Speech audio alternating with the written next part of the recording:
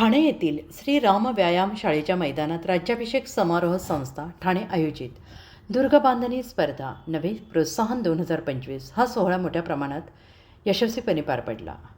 नमस्कार, आपण पाहत आहात अजिंक्य महाराष्ट्र न्यूज. या उपक्रमाचा 14वा पारितोषिक वितरण सोहळा दिनांक 9 नोव्हेंबर 2025 रोजी सायंकाळी 7 वाजता श्रीराम व्यायाम शाळा तलावपाळी येथे पार पडला. सुप्रसिद्ध शिवव्याख्याते सौरभजी करडे पुणे यांचे शिवप्रताप दिन ते शिवराज्याभिषेक दिन या विषयावर भाषण झाले.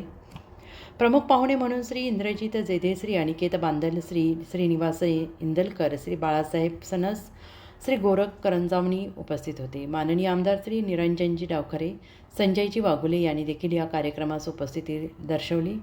राज्याभिषेक समारोह संस्थेतर्फे ठाणे विभाग आणि महाराष्ट्र विभाग यांना मानपत्र, ट्रॉफी आणि छत्रपती शिवाजी महाराजांचे पुस्तक बक्षीस स्वरूपात देण्यात आले.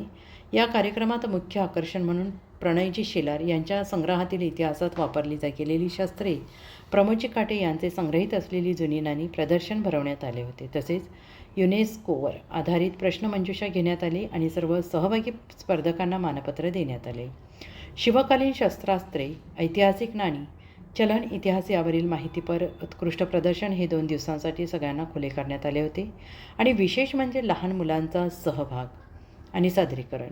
शिवव्याख्याते सौरभ करडे यांचे शिवजन्म ते अफजलखान वध अप्रतिम मांडणी, याबरोबर अफजलखानाच्या वधाच्या चलचित्र सादरीकरण झाले. योग्य क्षणी फटाक्यांची आतषबाजी करण्यात आली. प्रेक्षकांमधून सर्व सरदारांच्या वंशजांचे स्वागत पुष्पवृष्टी आणि मोबाईल टॉर्चने मानवंदना देऊन करण्यात आले. श्री प्रणयजी शेलार यांच्या शिवगर्जना प्रतिष्ठान संस्थेने शस्त्रास्त्र प्रात्यक्षिकी दाखवण्यात आली. या कार्यक्रमाला सहकार्य केल्याबद्दल संस्थेतर्फे श्रीराम व्यायामशाळा व्यवस्थापन श्री प्रणय शेलार, श्री प्रमोदजी काटे यांचे मनपूर्वक आभार मानण्यात आले. यंदाचे 14वे वर्ष असून यावर्षी संस्थेने मागील सर्व वर्षांचे विक्रम मोडीत काढून 210च्या वर विक्रमी नोंदणी प्राप्त झाली. या सगळ्यांचे परीक्षण श्री आदित्यजी बोड यांनी केले. या कार्यक्रमाचे सूत्रसंचालन श्री प्रथमेशजी सप्रे यांनी केले. या कार्यक्रमाची सांगता संपूर्ण वंदे मातरम या गीताने झाली. अजिंक्य महाराष्ट्र न्यूज ठाणे प्रतिनिधी महाराष्ट्र प्रतिनिधी गणेश दळवी सोबत शक्तिपीठ असलेली तुळजा भवानी माता, तिचा जय जयकार, तिचं राज्य आहे. आई भवानीच्या साक्षीनं आणि रायरेश्वराच्या महादेवाला, म्हणजे बरोबर तुमच्या इकडे वरती रायरेश्वरच्या पठारावर साक्षी ठेवून रक्ताचं त्या ठिकाणी योगदान अर्पून त्याला समर्पण करून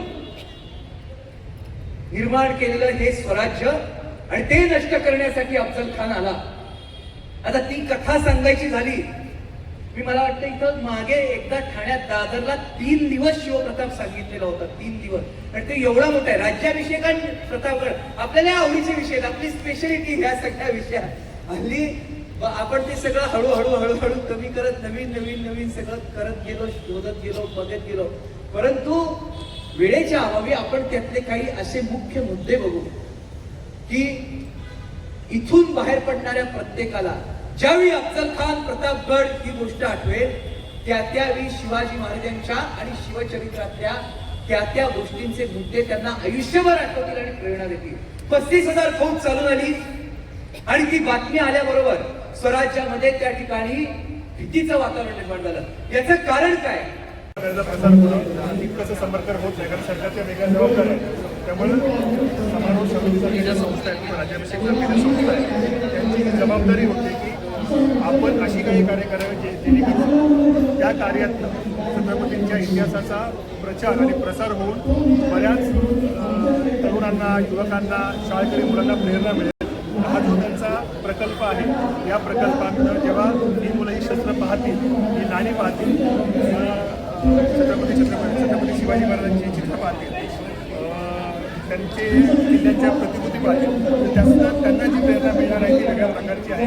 त्यातनं खऱ्या अर्थानं आपण जे म्हणतो की छत्रपतींच्या इतिहासाचा प्रचार आणि प्रसार होऊन त्यांना जी प्रेरणा मिळणार आहे, त्यासाठी अतिशय समर्पक असं प्रदर्शन यांनी इथं बनवलेलं आहे. अशाच प्रकारची वेगवेगळी प्रदर्शनं त्यांच्याकडनं यापुढे व्हावेत आणि त्यांच्या हातून समाजकार्याबरोबरच छत्रपतींचा इतिहासचा प्रचार आणि प्रसार होऊन देशकार्यासाठी मोठं योगदान व्हावं, यासाठी त्यांना शुभेच्छा.